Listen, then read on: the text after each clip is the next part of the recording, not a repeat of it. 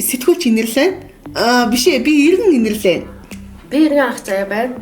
Царай, биен, ярай, фильтргүй хоёр хүний подкаст эхэллээ. Интро мөн үзлээ. Мөн штэ, фильтргүүл явна штэ.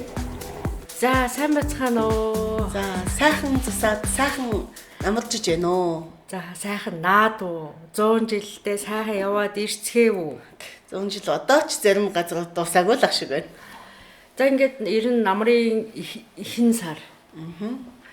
Бараг сүүлмшигч штэ. 9 сар боллоо. Одоо сургууль цэцэрлэгийн ажил эхэлж байна, их ажил эхэлж байна.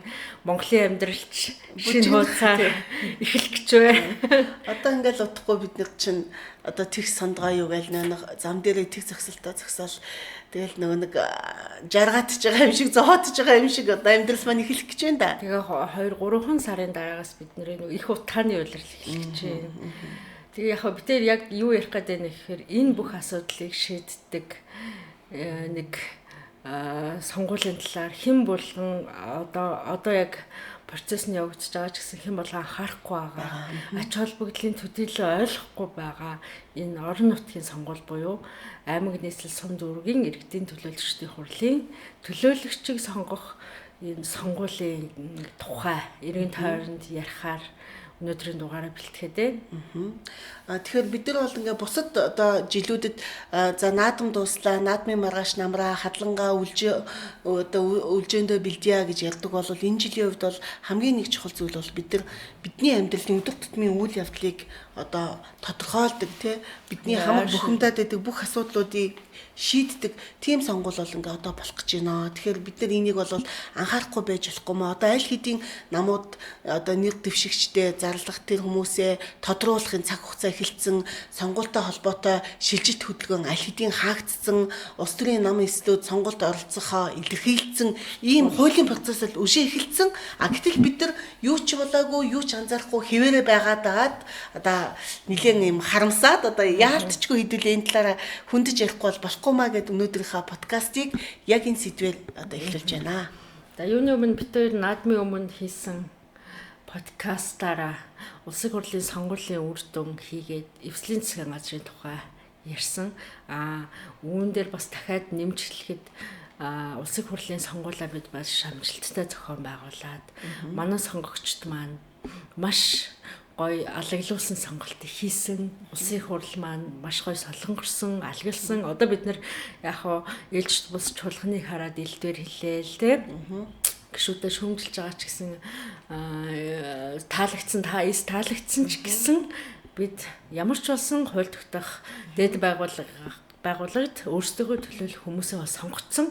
Одоо харин бид нэр дүүрэгт хийгээд, хотод хийгээд, аймагт хийгээд, сумынхаа парламентыг ирнэ байгуулах гэж байна л гэсэн үг байхгүй юу? Сумд бид нарыг төлөөлж бидний ахуй асуудлыг эрүүл аюулгүй орчинд амьдрах эрхийг хангах тэр төлөөлөгчөө бид нар сонгох чухал сонгуул шүү гэдгийг энд бүр дахин хэлмээр л санагдаад байна л да.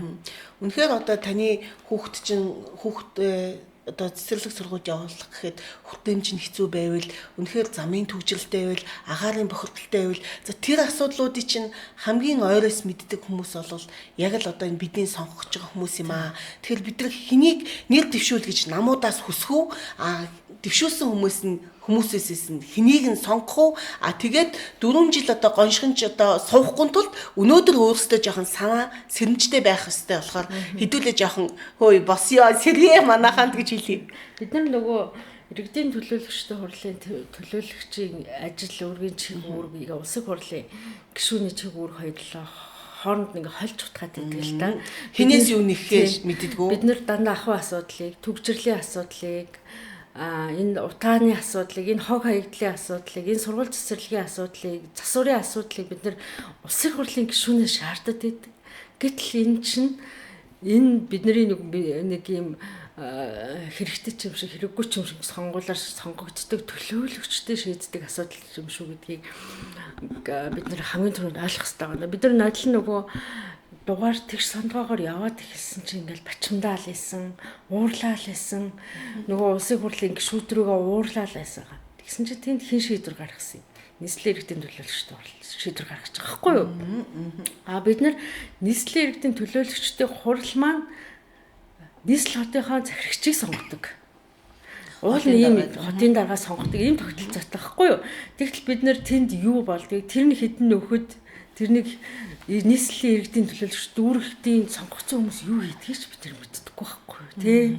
Ер нь мэдхийг хүсдэггүй. Тийм ч учраас бид нэр одоо тэр үйл байгаа, үүрж байгаа тэр асуудлаа бид нар өөрсдийнхөө биеэр туулаад явж байна. Тэгэхээр яг нийслэлд байгаа асуудлууд бол өнөөдөр бүгд аймагуудад байгаа. Аймагуд ч гэсэндээ агаарын бохирдолд дийлдэхтэй байсан хогны асуудал нь маш том одоо асуудал тэ одоо гамшигын хэмжээнд байгаа. Тэгэхээр бид нар ерөөсөө энэ бол зөвхөн хамаарахгүй асуудал гэж болохгүй. Үнэхээр таатай эрүүл аюулгүй одоо сэтгэл амар амгалан амьдрья гэж байгаа бол өнөөдөр хэнийг сонгох вэ гэдэг дээр өөрөөсөө хариуцлагатай байхгүй эргээд өстой жинхэнэ бүксэн дээрээ хүүтэн чин тавиулаад байгаа. Энийг одоо хэдүүлээ засмаар байна. Тэгэхээр одоо яг энэ сонгуулийн хувьд бол одоо хуулийн одоо процесс хэдий эхэлчлээ тийм ээ. Нилээ хэдэн намууд бас нам одоо нэр түвшиг илэрхийлсэн байна. Тэгтээ яг ямар хүмүүсийг намууд твшүүлэх бол ямар хүлээлттэй юм чамд? Ахуй ажлыг хий, энэ орчноо эрүүл аюулгүй болгоё гэдэг хүмүүс дэвшдэг. Тэгтээ тэд нэр үнэхээр нөгөө тодорч гарч ирэх нь бас л хүндэлт аваа болдгоо л доо. Энд чинь бас юу явдаг, сонгуул явдаг, бас намын сүлжээ маш том үүрэг гүйцэтгэдэг. Тэгэхээр яг үнэ. Тэгэхээр бид нар ингэж байгаа байхгүй манай сонгогчд бид нар өөрсдөө би бас хэд хэдэн одоо хүмүүстэй тэн дундаа залуучууд энэ жил чинь одоо улсын хурлын сонгуул болсон юулээ дараагийн орон нутгийн сонгуул чинь дараа жил болдог билүү гэд ингээд сууж байгаа хүмүүс байгаа. Бид нар сонгуулаа өгөх юм уу гэж. Тий. Одоо дахиад ямар сонгуул яриад байгаа гэж байгаа хүмүүс байгаад байгаа байхгүй. Тэгэхээр хизээнээс бид нар их хурлын сонгуулийг илүүд үзээд орон нутгийн сонгуулийг дандаа хойно хайдгаа. Яг тэгж үл тоомсорлж байгаагийнхаа хэрээр бид нар амьдрал дээрээс яг ингээд юм үл тоомсралтуудыг алхам тутамдаа мэдрээд явж байгаа. Тэгэхээр ер нь бол яг энэ ялангуяа залуучууд энэ орон нутгийн сонгуульд илүү идэвхтэй оролцмоор байна. Тэгжээж одоо нүүн толгомдоод байгаа бүх зүйлсээ шийдэж чадна шүү дээ. Монгол улс чинь ер нь залуусын улс шүү дээ. Улаанбаатар хот ч гэсэн залуусын хот. Тэгсэн мөрчлөө залуус зориулсан бүтээн байгуулалт байна уу? Бүтэц бүтц байна уу? Залуус ээлтэй хот байна уу гэдэг чинь өөр юм асуудал. За энэ сонгуулийн зохион байгуулалт өдөр маань 10 сарын 11 2024 10 сарын 11-нд товлогдсон. Энэ өдөр баасан гараг байгаа. Бас л баасан гарагт зохион байгуулах нэг эрсдэл нь одоо сонгуулийн эрсдэд маш ихээр нөлөөлдөг. Орон нутгийн сонгуул бол бус сонгуулиас хамгийн бага эрсдэлтэй сонгуул үед байсаар ирсэн. Сүүлдээ бүр эрс хамаарахгүй үр дүнг хүлээн зөвшөөрдөг байдал руу шилжсэн шүү дээ. Яг тэгвэл нөө цүрхгүй дахин сонгуул явуулахад хүссэн учраас тий асар их хүн зардаг тий. Одоо за анхаагийн хэлсэн дээр би нэг ганц нэг тоо оруулах юм бол юу гэдэг 2008 оны одоо орон нутгийн сонгуулийн хувь нь бол 59% байсан бол 2012 онд 53% болж буугаад за 16 онд 60%, 20 онд 56% гээд явж байгаа байхгүй. Тэгээ ер нь бол орон нутгийн сонгуулийг бол дандаа одоо дараагийн англи руу хойш тавьдаг. Яг энэ хэрээр орон нутгийн сонгуулийн нөгөө нэг их цүрээгүүтэй холбоотой дахин одоо зарим хэсгүүдэд сонгуул одоо явуулах процесс бол 2012 онд явагдажсэн. Энтэй холбоотойгоор одоо бол эрдэс сүрсэн ч хүрээгүй ч одоо хүчин төгөлдөр тооцдог болсон. Тэгэхээр таны санал тэнд байна уу байхгүй нь хамаарахгүйгээр энд бүх зүйл явах гэж байгаа учраас одоо та өөрөө тоглоомын тойрогт орж ирээч гэдгийг одоо манай андфилтрийн бид нар хүсэж байгаа. Та өөрөг хүлээж сонгуульд оролцох гэдэг байгаа ш. Та эрхэн идэл сонгуульд оролц. Харин та эрхэн идэлж чадахгүй бол таньгүйгээр бүх найруулга явагдана. Тэгэхээр та ирэхгүй болчихноо. Тэгэхээр та үгээ хэлж одоо бид нар гоншигнохын тулд хэдүүлээ оролцох хэрэгтэй тийм ээ. Тий. Одоо хүмүүс гайхаж байгаа энэ сонгуул улсын хурлын сонгуульчид шал өөр шин тогтолцоогоор явцсан шүү дээ. Өөр тогтолцоо, хоёр өөр тогтолцоогоор улсын хурлын гишүүдэд бид нар сонгосон жагсаалт болон тойрог гэдэг хоёр тогтолцоогоор сонгосон. Тэгтэл орон нутгийн сонгуул ямар тогтолцоогоор явах юм бэ? Энэ өнгөрсөн жил нэлээд асуудал дагуулж явсаар хагаад улсын хурал дээр шийдэгдэхгүй байсаар хагаад энэ орон нутгийн сонгуул бол хуучин сонгуулийн хуулиараа явах тогтолцоогоор явна. Жишээл тухайл юу гэсэн үг вэ гэхээр энэ бүгд тойргоо сонгогдно. Тэгээ нөө их хурлын шиг жигсаалт гэдэг юм байхгүй болчихлоо тий. Уул нь их хурлын сонгуулиар бид нар сайн нөө холимог тогтолцоог оруулж ирснээр хүмүүсийн санал үнгүүддэг байсан тэр байдлыг байхгүй болгоод бас намуудад өгсөн хүмүүсийн одоо саналыг хувь хэмжээг нь тооцож уулна. Нэлээд боломжийн парламент бүрдлээ гэж үтсэн тий. Гэтэл бол 20 оны сонгуулиар энэ орон нутаг явна гэдэг бас нэг хойшоо алхам ухарж оролцох юм шүү дээ. Бидний санал гээгдэх маш өндөр эрсдэлтэй сонгуулийн тогтолцоо учраас бид нар оролцоогоор л энэ алдааг засахаас өөр арга байхгүй тий. Яг. За тэгээд хоёрдугаар 5 дахь өдөр болж байгаа гэдгийг би дахин хэлмээр энэ болохоор нөгөө урьдчилан амралтын өдрүүд болж байгаа учраас яг нөгөө намрын их ажлын үе шүү дээ. 10 сарын 11 гэдэг чинь хаалган бэлчээр гээл ингээл. Ерөөсөө энэ өдрийг сонгуульдаа л хамгийн түрүүнд бид нэр хийх ажил сонгуулаа өгчөөд за дараа нь өөр ажил төлөвлөсөн бол тэрний энэ амралтын өдөр энэ чинь бүх нийтээр амрын шүү дээ. Энэ өдрийг ерөөсөө сонгуулаа өгөөрөө эрхээ эдлээрээ гэж зориулж гаргасан үүрэг биелүүлж байгаа асуудал шүү дээ. Нөгөө таны хэлээд эрхээ эдлэх гэж байгаа л асуудал байхгүй юу? Одоо хүмүүс ингэдэг байхгүй заримдаа юу эн чинь дарга ажил байгууллагаас чөлөө өгөөгүй. Энэ чинь бүр хуульчлаа заасан байгаа. Хэрвээ таныг сонгуульд оролцох, сонгуул өгөх эрхийг чинь илүүдэхгүй байгаа хүн байх юм бол хувь хүнийг 10 сая төгрөгөөр компани тэ аж ахуй нэгжийг 100 сая төгрөгөөр торгоно гэж заасан байгаа. Хэрвээ таныг үнэхээр одоо тийм боломжгүй гэж боломжийг чинь хангаж өгөхгүй байгаа байгууллага гэх юм бол одоо мэдээлээд энэ торгуулийг хүлээх ёстой. Тэгэхээр бид нар юу гэж хэлэх гээд байна нөхөр бид нар нэг юм хүний өмнө те нэг улсынхаа өмнө нэг юм үүрэг хүлээчээл тэрийг хэрэгжүүлэх гэдэг ял үүрээд байгаа юм биш. Бид нар зүгээр хамгийн түрүүний ахтагч эрхээ эдлэж байгаа шүү гэдгээ энэ сонгуулийг харах өнцгөө ингээд өөрчлөлмөр байгаа. Тэгээ бид нар ер нь нөгөө улсын хурлын сонгуулийн үед ч одоо бид нар ярьжсэн нөгөө хоёр талын үйл ажиллагаа гэж энэ үр дүнд хүрдэг шүү.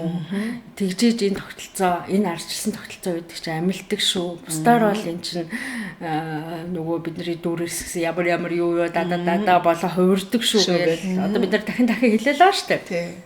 За хоёрдугаар улсын хурлын парламент, улсын хурл буюу парламент маань их гоё солонгорсон нийгмийн олон бүлгүүд багтсан тий анх удаага хөгжлийн бэрхшээлтэй хүн мөн казак түмний төлөөлөл жагсаалтаар орсон эмэгтэй төлөөлөл орсон гэд ийм бидний нөгөө олон энэ парламент жижиг ард түмэн байх ёстой гэдэг шиг тэр өнгө төрх рүү жоохон ойрцсон юм боллоо гэж хараа мэдээж эвсээд жоохон урам хугалсан ч гэсэн ер нь бас яах вэ гэдэг ойрцсон тий. Тэгтэл энэ орон нутгийн сонгуулиар бүрддэг энэ хурал маань бүр бидэнтэй ойрхон байх хэрэгтэй. Бүр бидний дундах нэг тийм бүх асуудлыг мэддэг, бидний дунд амьдардаг нэг тийм хүн байх хэрэгтэй болчиход байна шүү дээ. Яг одоо ингэж байгаа. Одоо их хурл ингэж бид нар их хурлыг дандаа ингэж нэм өөрөөсөө мундаг дандаа дарга даамт тэнгэрийн хүмүүсийн тэ байдаг гэж тийм хүмүүсийг сонгочоод тэгээ нөгөө эдгээ 76 мангуугээд ингэж бид нар аргаа ядсандаа ингэж цоллоо судаг байсан. Гэтэл эргээд үнэхээр багаар түн байх хэвээр бол бүх төлөөллийг хангая. Үнэхээр одоо хүн амын 50% болсон эмэгтэйчүүдийн төлөөллийг хангалттай оруулж өгье. За хөгжлийн бэрхшээлтэй хүмүүс залуучуудын төлөөлөл гэж ингэ ахмад насны төлөөлөл яг төлөөллийг багтаасан парламент гараад ирэнгүүт чинь яг өөрсдөө өмнө бодтой нүүр хадин дарангуудаа ууллаад байхгүй тийм уулныг бидний төрх байхгүй бидний дунд амьдрахын тулд үздэг шоуддаг лайвддаг тийм хэрүүл маргаа хийдэг бүгдээрээ л байгаа яг тэр парламентод нэг талаас энд бүрдсэн тэгэхээр яг анхаа чиний өөрсдөө шокнд ороод өөрсдөө хөлөөлшгүй яг одоо тийм уулж байгаа юм гээд хүмүүс авахстай тийм илүү үйлдэл хийдэггүй тийм яаж байгааг мэддэхгүй төв царайтай л хүн байх хэрэгтэй л гэж ойлгодог тийм. Гэтэл яг энэ иргэдийн хурал аймаг сум иргэдийн хурал бол яг бүр жинхэнэ бидэнтэй адилхан бидний яг жинхэнэ шууд одоо толнийч тусгал биш баг байх хэрэгтэй байгаа байхгүй. Бид нар яг сөөхдөр цуг вэжл байдаг, сөөхийн асуудлыг ч мэдчихлээ тийм. Тэр харийн хорооны иргэн тийм асуудалтай ч мэдчил байдаг. Яг нэг ийм амьдрал дундаас олжсэн. Тэгтэл эн чинь нэг ийм өөр нэг тамилгаанууд яваад байдаг шүү дээ. Мэдээ. Одоо ерөөсөө хараа ингэж би таньдаггүй би л. Ерөөсөө хотод амьдардаг мөртлөө тэр суманд очиж тэр аймагт очиж иргэдийн хурлын төлөөлөгчөөр ажилладаг байхгүй. Одоо бүх намууд дандаа тийм хүмүүсээ томилж явуулдаг. Одоо ч гэсэн их хурлын гишүүн болсон, одоо ч бас энэ өндөр албан тушаал хашиж байгаа улсууд бүгдээрээ хотод амьдрал нь байдаг мөртлөө дандаа аймаг сум иргэдийн хурлыг эндээс одоо хуралдаа очдог тийм хүмүүс. Тэгэл тэдэн удаа хурал зарим үед нь хотоос заримдаа нэг машин тэрэг хөлөгдөж ингэж явж очдог. Одоо бол ингэж болмооргүй байна. Одоо ерөөсөө ийм тэр тухайн одоо малын бичээрийн асуудал, тэр усны хангамж, хомсдол тэр асуудлыг чинь шийддэг хүмүүс яг энэ сумын хурлын төлөөлөгчүүдээ тэрнийг л одоо залуучуудаа орон нутагт байгаа хүмүүстэй ер нь л бол нөгөө амьдралаа сайжруулахыг хүсэж байгаа хэм бүхэнд л бид нар хэлмээр. Тэгэхээр ингэдэг гинэ. Одоо яг нөгөө дундаас нь ингээд сонгож шүү дээ. Одоо бидний дундаас орон нутгаас нь сонгоё гэхээр нөгөө айл ихэн хамаатан садантай хэр нөгөө монголчин жижиг гэн шүү дээ. Нэг сум чинь нөлөөлөх жижиг гэн шүү дээ. Ингээд айл их нөлөөлөлтөй сүлжээтэй ингээд гараад ирдэг гинэ. Тэгээд тэнд нөгөө юм бүлэг нөгөө намчрахал ийм талцал хуваагдлын ийм үндэс олчтой учраас уул намын сумын юу хурлыг бол ингээд нам устроос намаас ангид байх, ажиллаас ангид байхаар уул нь зориод байгаа.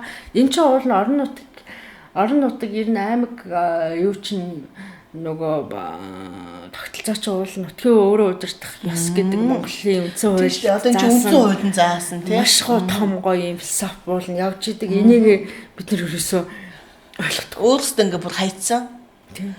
Одоо уул нь нэг үед бол энэ залуучууд яг энэ сонгуульд олон орж ирлээсэ гэж бодож байна л да. Өмнө бол одоо 25-наас хүрч ижил та энэ орон нутгийн сонгуульд тийм үү их хурлын сонгуульд сонгогдох нэр дэвших эрхтэй байсан бол 20 оны орон нутгийн сонгуулиас эхлээд 18 нас хүрсэн та сонгогч эрхтэй, сонгогдогч эрхтэйг оруулаад өгсөн. Тэгээ залуучууд өөрсдөө энэ оролцоогоор үнэхээр одоо магадгүй одоо юу гэдэг энэ залуучууд ингээ очих газар алгаа энэ хот ч юм уу аймаг суманд ч юм эсвэл үнэхээр залуучууд сургууль ч юм уу тэр скутер унаад явхад ерөөсөө биднийг энэ машин техник зам тий ингээ хангаж өгөхгүй байна. Биднийг дугуйтай явдаг зам юм байна. Та талаас нь хориглол гэдэг бидэнд боломж алга байна. Бид нар машингүй. Гэтэ бид нар скутер унаад ямар ингээд яриад суужихын оронд та нар яриад зүгээр нэг юм оцсны үүдэнд одоо юу гэдэг юм веб дата зогсож байгаа хооронд ийшээ ороод ир.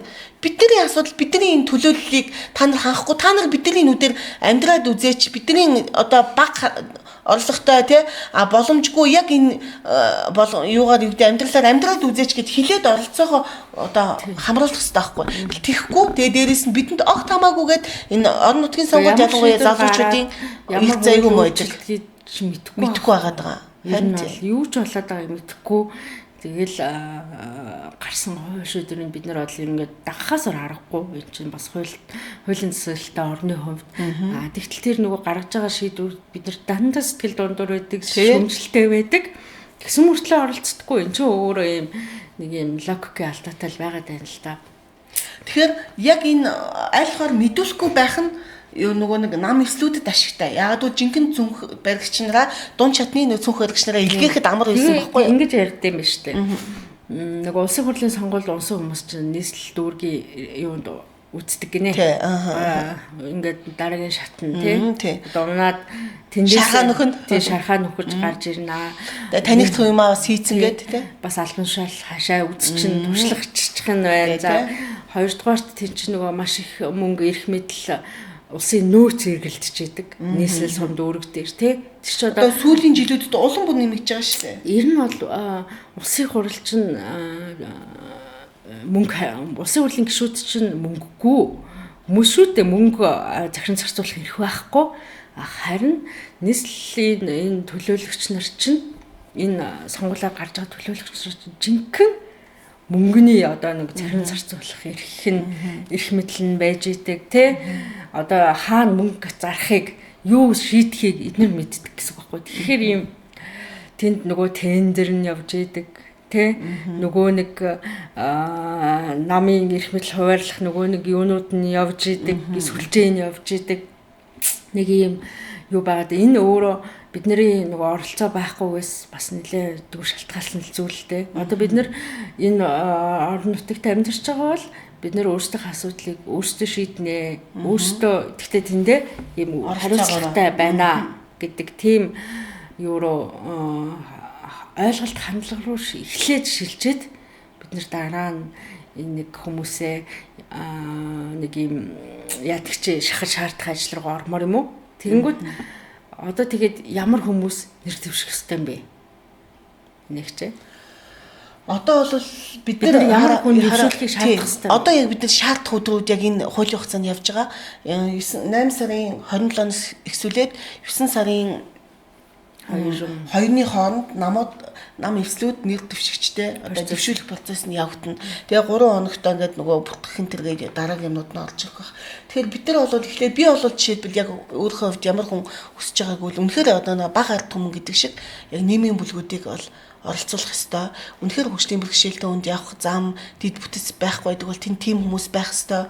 Дахиад дээрээс нь явж одоо бид нар бас ярьдаг штэ ингээд яг энэ аж ахуйн ажил юм уу, яг энэ нөгөө нэг юм тулсан гүйцэтгэх ажил дээр эмэгтэйчүүд үнэхээр хүч одоо маш хариуцлагатай яг тоочны те бүх юм яддаг гэдэг үстэй те одоо шийдвэр гаргах юм шиг гүйцэтгэх ажлаа сайн хийдэг гэдэг. Тэгвэл жинхэнэ гүйцэтгэх төвшний хүмүүс гэдэг юм бол те яг ажиллаа хийдэг. Үнэхээр одоо нөгөө ажил юу хоёрыг нөгөө нэг ам хоёрыг зэрэгцүүлж яг дүүцүүлж чаддаг хүмүүс үл эмэгтэйчүүд. Тэгэхээр би бүр их хурлын одоо өнөөдөр манай их хурлт чинь бол бид нар анх удаа одоо 30% давж ингэж юу ялаа штэ. Эмэгтэй төлөөлөө дэвшүүлсэн эмэгтэй төлөөл гарлаа. Энэ удаад бол бүр ингээд 40-50% төлөөлөгчдийн 50% эмэгтэйчүүд байж ээж яг энэ өнөөдөр ингээд ороцсон байгаа асуудал бол шийдэгдэнэ гэж би бодоод байна. Надад би бас нэг юм хэлмээр байгаа байхгүй юу? Ягаад энэ эмэгтэйчүүд их энэ асуудлыг шийдвэрлэхэд илүү оролцоосоо гэж хүсэж байгаа юм бэ гэхээр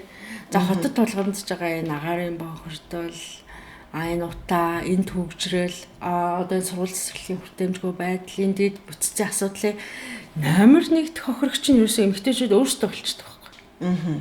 Одоо жишээлбэл утаа төгжрлээс үүдэлтэй хүүхдээ харах, ажил хийх чадахгүй, хүүхдээ харах шаардлагатай бол эмэгтэйчүүд л түрүүнд хамгийн түрүүнд ажилласаа болох, ажил хийхгүй гэртээ сонголтыг хийдэг, хүүхэд өвдөө ханаа төрлөө хамгийн түрүүнд эмэгтэйчүүд хүүхдээ асрах юун дээр ажил үүрэг дээр хүссэн хүсээгүй очдог. Нөгөө сургууль цэцэрлэг хүртээмжгүй байдлаас болоод бид нараас эмэгтэйчүүдийн хөдөлмөр эрхлэлт бага байгааг одоо бид нар мэддэг, ярьдаг. Ингээд энэ хот чинь жишээлбэл энэ Улаанбаатар хотын 52% эмэгтэйчүүд бүртгүүлдэг гинэ. Бас л Монголын хүн амын 51%. Улаанбаатар хотод бүр илүү 52%-ийг хотын эмэгтэйчүүд бүртгүүлдэг. Тэгсэн мөртлөө энэ орон нутгтай 10% орон нутгийн төлөөлөлтөй иргэдийн төлөөлөлт 10% та байгаа юм нь бол санаж агаар. Тэгэнгүүт энэ олон асуудлыг бид эмэгтэйчүүд бид нэр хамгийн том хохирогч нь болоод хамгийн том ачааг нь үүрдэг юм чинь энэ асуудлаа шийдэхэд бид нэр хамгийн түрүүнд оролцмоор байгаа гэдэг ийм надад ийм аргумент байна. Хоёрдугаар залуучууд байна. Залуучууд энэ хотод амьдарч болохгүй байна. Гадагшаа явна гэдэг сонголтыг хийдэг. Энэ сонголтыг хийхэд хүргэж байгаа энэ асуудлуудаа бид нэр яга өөрсдөө оролцож шийдэж болтгүй. Энэ хот ч угаасаа залуусын хот. Тэгэхэд та залуу та болцоод явах газар байна уу? Хэцүү шттэ. Тэгэл баал савлуу орохоос өөр арга алга гэж яриад байгаа шүү дээ, тийм ээ. Тэгээд иймэрхүү асуудал байна. Тэгэхээр яг бид нар ийм өөрсдөө ийм бидний амьдрал дээр яг тулж ирж байгаа энэ асуудлуудаа бид нар шийдвэрлэхэд өөрсдөө оролцоод оролцоонд нь хяналт тавиад ийм оролцсон чинь заавал та нэр дэвш гэсэн үг шүү дээ. Та ингээ хяналт тавиад сонголтоо зөв хийгээд тэр төлөөлөгчөө зөвхөн сонгоод орхих гэсэн үг биш. Сонгогдсныхын дараа ч гэсэн ингээд тэр хүнтэйгээ харилцаа холбоотой байдаг, тэ шахаж шаарддаг, хариуцлагын буцааж нэгтдэг ийм арга барил руу шилжих хэрэгтэй болчиход л байна л да. Тэгээ ер нь бол бас эмэгтэй иргэдийн төлөөлөгчдийн одоо тэргүүлэгчтэй даргатай тийм аймагуд бас манад бас гарсан шүү дээ. Эмэгтэй цэцэг даргатай дахиад дээрээс нь те Хүсгэл аймгийн Мөрөн за Хинти те Чингис хотын захирагч эмэгтэй гэл ингээд тэг яг ингээд бас үр дүн хийсэн хүмүүсийн тийм үзэхээр бас амжилтууд нь өндөр байгаад байгаа байхгүй юу? Энэ бол нөгөө юу индексүүдийг харахаар тийм ээ. Нэг нодлон тийм аргумент яадсан шүү дээ. Иргэдийн төлөөлөгчтэй хурлаа эмэгтэйчүүдийн төлөөлөл олонтой байгаа аймгийн ямар юмны индекс үлээд гэж аймгийн өрсөлдөх чадварын индекс өндөр байна.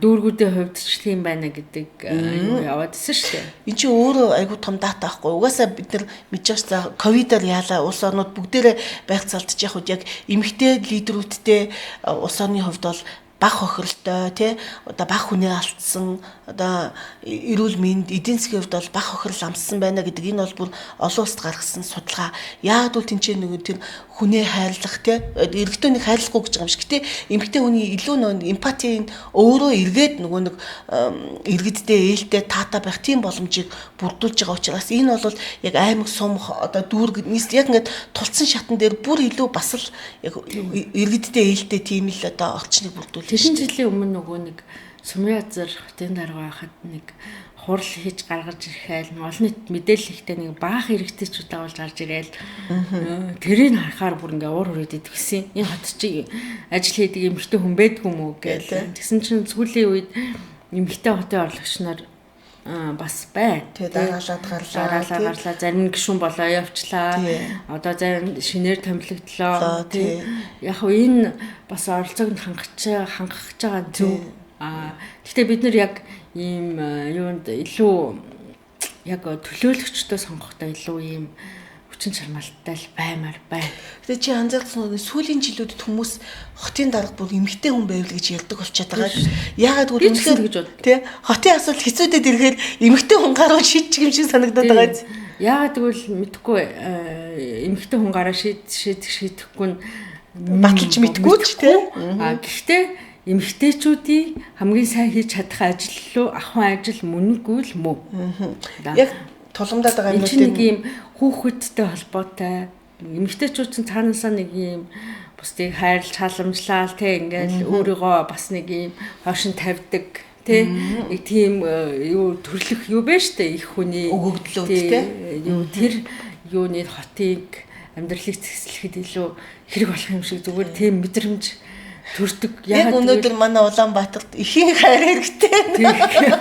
Яг өнөө тэгээд энэ нэг юм гэхдээ энэ хотын асуудлуудыг шийдэх нэг юм мэдгүй тэр газар орн тэр газар мазрын асуудал амар том байдаг. Тэр хараа аягүй жижиг юм жижигхэн сэтгэл байхад ч асуудлууд айгүйх байдаг байхгүй юу? Зүгээр юм орчноо харахад л те тэрнийг дүүрэгт нь тэр дүүргийн нэг асуудлуудыг харахад ч гэсэн юм нэг юм. Гэтэ өмнөдөө анхаа би одоо амар хашилж байна. Хальшилж байна. Яагаад гэж одоо ингээл сургууль цэцэрлэг тэгэл яг ингээд төгжил тэгэл удахгүй байж идэл тоосон цэрийн асуудал, үргэлжлээд утгааны асуудал ингээл яаж одоо тисэж дараагийн одоо хаврыг үзэндээ л гэж бодохоор бас айхтар санагдчихээн. Яг үндэ бүр хашраад идэг болчих тийм ирж байгаа байхгүй юу? Тэгтэл ер нь бол ингээд нэг зундаа нэг хүмүүсийн нилээд нь хөдөө гадаа авчихад нэг хот нэг жоохон нуруу нэг амс хийгээд нэг ядаж нэг газараас нэг газрын хооронд нэг гацааг очдөг байсан шүү дээ. Би энэ зуны хувьд бол нэг хөдөө гадаа авсангүй хоттоо л байлаа. Гэтэ яг өмнөх жилүүдийн шиг тийм хотын нам гүм ажин түжин төгжрэлгүй үеуд гэж байхгүй болчих. Мөнхийн төгжээтэй байна. Тэгэхээр энэ зуны энэ мөнхийн нэг жоохон ч гэсэндээ нэг юм амс хийдэг байсан үе байхгүй байх гэдэг маань тэр хэрээрээ хэцүү үйл болно. Одоо тэгээд одооноос уулын нөгөө тэгш сандгаа явна гэж мессежээ явуулал эхлэмээрээ. Уул нь явуулдаг болсон таймэр тий. Тэнгүүд одоо яах чинь нэхэр би зүгээр тааж байгаа шүү. Хардж байна. Тэнгүүд тэгш сандгаагаар явуулахгүй зүгээр бүгднгийнх нь зам дээр аргаад тэг зөксөл хэлээ гэж. Тэнгүүд олон нийт яах вэ гэхээр тэгш сандгаагаар явуулаад өгөөч дараагаа гуйж гинэ гэж гуйгаад ирнэ тий.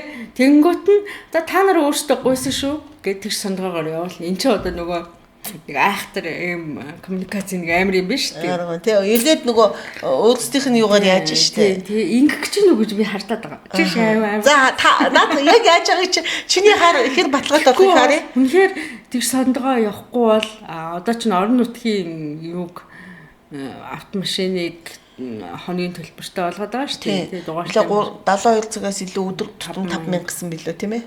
Одоо тэгээ шинэ дугаар олголтыг квоттжуулсан. За өөр яах юм? Түүчрлийн эсрэг өөр яах юм? Мэдгүй. Түүчрлэл бол ерөнхийдөө энэ хотын зам нэмж барихаас илүү тий энийг алхах боломжийг хангах нэг тийм орчны асуудал байгаа юм шиг.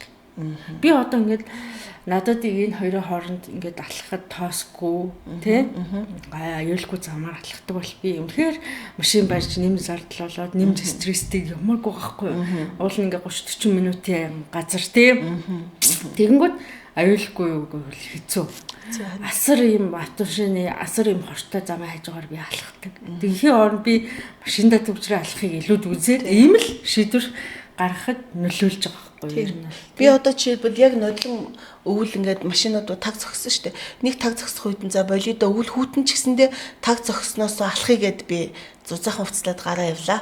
Тэгээд үнэхээр ингээ халтиргаатай зам дээр би ингээ бүр ингээд булчингийнхаа тэг бүх булчин ингээ чангараад ингээд явж байгаа. Яг бөмбөрж унах гал байхгүй. Яг унахын наагур явсаар нь байгаа л тэгээд сүулдэ нэг хэсэг дээр очисон чи сүулдэ миний нөө зам маань явах зам дууссан. Тэгээ би яг нэг ийм замлуу өрхөн тулд ингээд мөсөн каталог шиг юм лөө орж иж дараагийн замлууга залах хэрэгтэй. Тэгтэн би би ингэж энчээ нөгөө нэг ясаа хэмхэлж яхахын оронд гацаад яг л ингэ зогсож явах хэрэгтэй байсан байна. Тий. Зардлаа гаргаад тэр олон гацаагчдын нэг болол зогсохоос тэр нь миний амнаас эрүүл мэндэд одоо аюулгүй байгаа байхгүй. Тэгээд үнэхээр тийм бай. Тэрнээс яг алхлаа гэд өвлийн хүүтэнд алхлаа гэд тийм бас таата боломжийн хөргөн халаад алхаж байгаа байхгүй. Зүгээр л гүрш алхахаар болно. Яг зүгээр л яг тийм боломж тийм дид үтсэн байх юм бол бүгдээрээ заавал яахгүй. Тэр өнгөрсөн өвөл ямар олон хүн бишдэж гэмтвэ тэр халтарч унж ямар олон хүн хөл гараа хугалваа. Тэгэл өөртөө хохирол хэлтэж байгаа байхгүй. Тэгээд тэрийг ч олноо дүүрэгт өгцөн гэд халтарч унах зарлаа дүүргээс аваарэ гэдэг нэг юм өгцөн. Одоо бүх эрх мэдэл дүүрэгтээ шилжчихсэн хүмүүсээ. Тарaan тархаж яагаад байгаа шүү. Одоо дүүргийн засаг дарга гэдэг чинь асар том эрх мэдэлтэй. Асар чухал хүн байгаад байгаа шүү. Та нарын тоодгүй хүн чинь. За ингэж үг болдож хөр алдлаа өөр юу яа. Одоо юу вэ л та нөгөө бидний хувьд бол сонгуул бол за 9 сарын 26-наас эхсүүлээд ингээд сурталчилгаа эхэлнэ. За тэгэл сурталчилгаандаа хэдүүлээ бөмбөрөөл яагаал те тархиа угаалгаал ингээд явах. Гэхдээ одоо сонгуулийн хамгийн чухал үе бол яг эх 7 хоногоос буюу 8 сарын 26-наас 9 сарын 2-ны хооронд намуудыг нэр дэвшүүлж явж байгаа энэ үе шүү. Тэгэхээр бүгдээрээ бид нар өөрийн нэр дэвшүүлсэнийхээ нөгөө дараа нь сонгуулихгүй сонгуул байна гэхгүйгээр өөртөө сонголтоо одоо бий болохын тулд яг ямар хүнийг хүсэж байгаа хэнийг та нар дэвшүүлвэл би танаа намыг сонгох магадлалтай вэ гэдгээ бүгд фэйсбүүкээрээ, твиттер юм уу, инстаграм юм уу байгаа тэр сошиал платформоо ашиглаад илэрхийл. Намууд чинь бас мэдэн штэ харин штэ өөрөөсөө тэсэж үлдэхийн тулд их хурлын сонгуулийн дараа орон нутгийн сонгуул дээр хүмүүс чинь маш их тийм балансжуулдаг өмнөх сонгуулийг харж дараагийн сонгуулийн шийдэл мэдлэг өгдөг учраас намууд бол маш их ач холбогдол өгдөг. Гэхдээ айлхаар харанхуй хүмүүсийг оруулахыг боддог. Одоо тэгэхээр бид нар харанхуй бишээ гэдгээ л илэрхийлэх хэрэгтэй. Одоо газ шаардаад бичээд явчих. Энэ манай дүүрэгт хин аль намаас ямар мэрэгчлээ ямар хүмүүсийг өөртөө төлөөлмөр байгаа юм те эсвэл өөртөө гараад дэвш тэгэхээр хүмүүс намайг загнаад идэв чи өөрөө дэвшиж гэдэг хүмүүсийг дэвш гэж тэр чинь тийм амархан ажиллаа гэдэг яваа загнаад тэгэхээр надад дэвш гэдэг дээр бас ийм байдал үүсчихэж байгаа байхгүй яг одоо сонгуул маань өөрөө 20 оны сонгуулаар орон нутгийн сонгуул хууль нь явна. Тэгсэн мөртлөө яг нөгөө тойрог нь бол яг их хурлын шиг томсгосон маягаар маш их хэмжээний одоо нөгөө хамгийн сонгуулийн зардлыг гаргаад эхэлсэн билээ. Ерөөсөө нэг тойрогт гэхэд 6-700 сая доотлно. Тэгэхээр энэ бол их мөнгөнийх болох тусмаа одоо нийгмийн бүх бүлгүүдийг одоо нийгмийн бүлгүүдийн оролцоог хангахад дандаа одоо сөргөөр нөлөөлж идэг, дандаа намуудын эрх мэдэлтэй, албан тушаалтай мөнгөтэй хүмүүст илүү боломжийг өгдөг учраас ерөөсөө одоо дахиад нэг ийм байдлууга хийж ийн л да. Тэгэхээр энэ дээр яг уу ийм байдал нэгтлд үүсэх тусам нөгөө талд нь сонгогчд бид нар илүү одоо мэдрэмжтэй, илүү хянамга, илүү одоо ажигламтгай байж аж бусад нөгөө нэг чадахгүй байгаа бүлгийн хүмүүстэй боломж олгохыг л бид нар одоо хичээх хэрэгтэй. Бид нар улсын хурал дээр бас тэгж ажилласан шүү. Бас мэдэрсэн хүмүүс манай сонгогч үнэхээр ухаалаг шийдсэн. Одоо намууд ч гэсэн тийм хүмүүсийг мангар гэж бодохоо болох хэрэгтэй. Одоо хүмүүс ухаалаг болсон. Яаж тэнцвэржүүлэх нь мэддэг болсон байхгүй.